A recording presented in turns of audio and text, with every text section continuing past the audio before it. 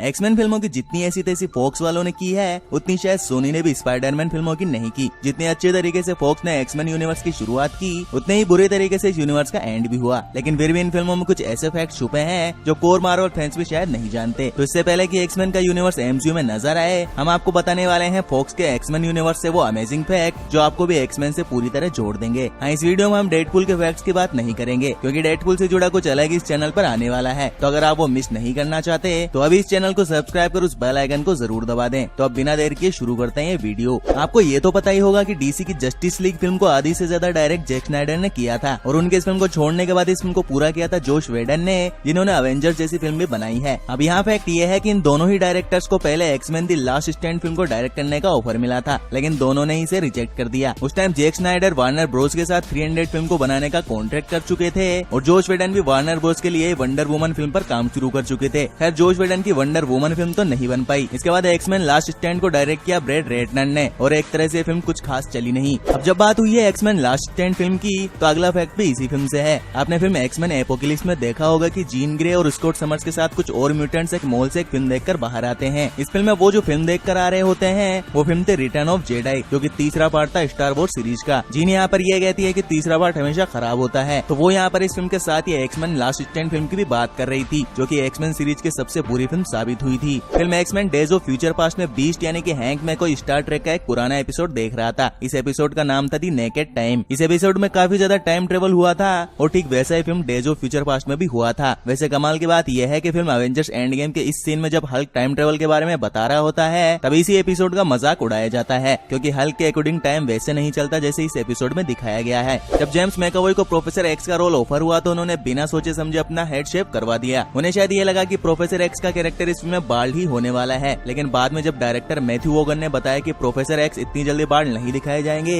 तब जेम्स को अपनी गलती समझ आई। फिर इसके बाद में उन्होंने शूटिंग के दौरान विग पहनी। जब एक्समैन एपोकैलिप्स में एपोकैलिप्स और उसके फॉलोअर्स एंजल्स को हायर करने जाते हैं, तब बैकग्राउंड में जो सॉन्ग प्ले होता है वो होता है दी फोर हॉर्समैन, जो कि रिलीज हुआ था साल 1983 में। ये सॉन्ग सीधा सीधा रेफरेंस था एपोकैलिप्स के फोर हॉर्समैन का। फिल्म एज ऑफ अल्ट्रॉन में हमने देखा था कि मार्वल ने बड़ी चालाकी से क्विकसिल्वर और स्कारलेट विच के कैरेक्टर्स यूज किए थे। मार्वल ने इन कैरेक्टर्स को अपने पावर्स के साथ तो दिखाया, लेकिन इन्हें म्यूटेंट्स नहीं कहा। लेकिन इस सीन में कैप्टन अमेरिका इन दोनों के लिए मैक्सिमम वर्ड का यूज करता है, जो कि सीधा रेफरेंस था क्विकसिल्वर और स्कारलेट विच के म्यूटेंट्स होने का। क्योंकि film X Men days of future past में हमने देखा था कि क्विकसिल्वर के घर के बाहर मेल बॉक्स पर लिखा होता है मैक्सिमो, जो कि सीधा ये बताता है कि ये दोनों मैग्नीटो के बच्चे हैं और म्यूटेंट्स हैं। अगला फैक्ट है वुल्वरिन की ओरिजिन फिल्म से। Film X Men Origin of Wolverine में हमने एक ओल्ड मैरिड कपल को देखा था, जिनका नाम होता है हीदर और जेम्स। अब ये कोई कोइंसिडेंट नहीं है। कॉमिक्स में हीदर और James Canadian super hero team के मेंबर रहते हैं। इनके सुपर हीरो नाम होते हैं गार्डियन और विंडिकेटर। इसमें इन दोनों सुपर हीरोज का ओल्डर वर्जन दिखाया गया था। ओरिजिनल एक्समैन सीरीज की फर्स्ट फिल्म के लिए मिस्टिक का मेकअप करने में 9 घंटे का टाइम लगता था। इस रोल को प्ले करने वाली एक्ट्रेस रेबिका रोमिन के लिए प्रोसेस काफी पेनफुल होता था। खैर, जब ये फिल्म खत्म हुई तो उन्होंने बिना मेकअप उतारे सेलिब्रेशन के लिए काफी ज्यादा शराब पी ली, और इस मेकअप का रिएक्शन ये हुआ कि रेबिका को उल्टियां होने लगी। आज के टाइम में वुल्वरिन के रोल में ह्यूज जैकमैन के अलावा किसी और को सोचना भी इम्पॉसिबल है, लेकिन कमाल की बात यह है कि ह्यूज जैकमैन इस रोल के लिए पहली चॉइस नहीं थे। ये रोल पहले डॉगरे स्कॉट को ऑफर हुआ था, लेकिन उस टाइम वो मिशन इम्पॉसिबल 2 फिल्म की शूटिंग कर रहे थे, तो उन्होंने ये रोल नहीं किया। इसके बाद ये रोल ऑफर हुआ एक्टर रसेल क्रो को, लेकिन उन्होंने ये रोल ट्रांसफर कर दिया अपने सबसे अच्छे दोस्त ह्यूज जैकमैन को, और फिल्म की शूटिंग के सिर्फ 3 हफ्ते के अंदर ह्यूज जैकमैन ने इस रोल को साइन किया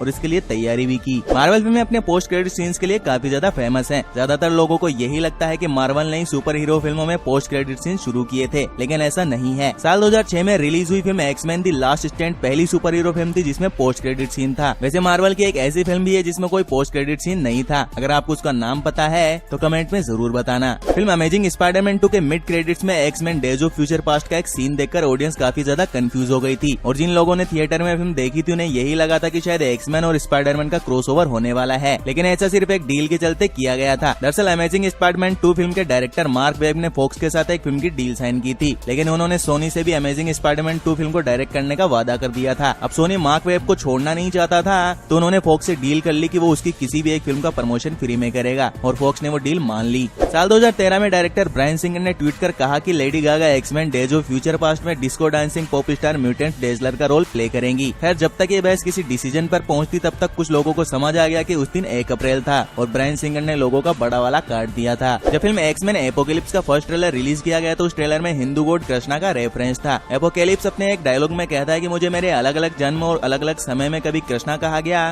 कभी रा और कभी यावे। इस डायलॉग पर नवादा के एक पुजारी रंजन जेड का ध्यान गया और उन्होंने इसके खिलाफ प्रोटेस्ट किया और इस डायलॉग को बदलने के लिए बोला। उनका कहना था कि किसी नीली शक्ल वाले विलेन को कृष्णा का रेफरेंस देना हिंदू धर्म का अपमान है और फिर स्टूडियो ने डायलॉग बदल दिया। एक्समैन की पूरी फिल्म सीरीज में अगर कोई कैरेक्टर है जो सीरीज की पहचान है तो वो है वुल्वरीन। जिस तरह मार्वल की फिल्मों में रॉबर्ट डॉनी जूनियर का एक कैमियो फिल्म हिट होने की गारंटी है, वैसे ही एक्समैन फिल्मों में भी ह्यूज जैकमैन का सिर्फ एक सीन ही काफी होता था, इसलिए स्टूडियो किसी भी तरह उन्हें कैमियो के लिए राजी करना चाहता था। लेकिन ह्यूज जैकमैन ने ऐसा करने के लिए दो शर्तें रखी। पहली तो यह कि स्टूडियो को उनके बच्चे के स्कूल में डोनेशन देना पड़ेगा और दूसरा ये कि उन्हें गाली देने की इजाजत होगी। खैर स्टूडियो ने उनकी दोनों शर्तें मानी और इसके बाद उन्होंने एक्समैन फर्स्ट क्लास और एक्समैन एपोकलिप्स जैसी फिल्मों में कैमियो किए। एक्समैन सीरीज की फर्स्ट फिल्म रिलीज हुई थी साल 2000 में, लेकिन 1990 में स्टैनली ने मार्वल के फेमस म्यूटेंट्स को लेकर एक फिल्म की प्लानिंग की थी। इस फिल्म में वुल्वरीन का रोल प्ले करने वाले थे एक्टर बॉब हॉस्किंस। स्टैनली ने जेम्स कैमरन को इस फिल्म को प्रोड्यूस करने के लिए अप्रोच किया और इस फिल्म को डायरेक्ट करने आ गए जेम्स कैमरन की सेकंड वाइफ कैथरीन बिगेलो। खैर उस टाइम ये फिल्म नहीं बन पाई। अभी अच्छा हुआ या बुरा है आप कमेंट में जरूर बताना। जब फर्स्ट एक्समैन फिल्म अनाउंस की गई तब हॉलीवुड के बड़े एक्टर इस फिल्म का पार्ट बनने के लिए तैयार थे। माइकल जैक्सन और उनकी बहन जेनेट जैक्सन भी इस फिल्म का हिस्सा बनना चाहते थे। हॉलीवुड रिपोर्टर की एक खास रिपोर्ट में बताया गया था कि माइकल जैक्सन इस फिल्म में प्रोफेसर एक्स का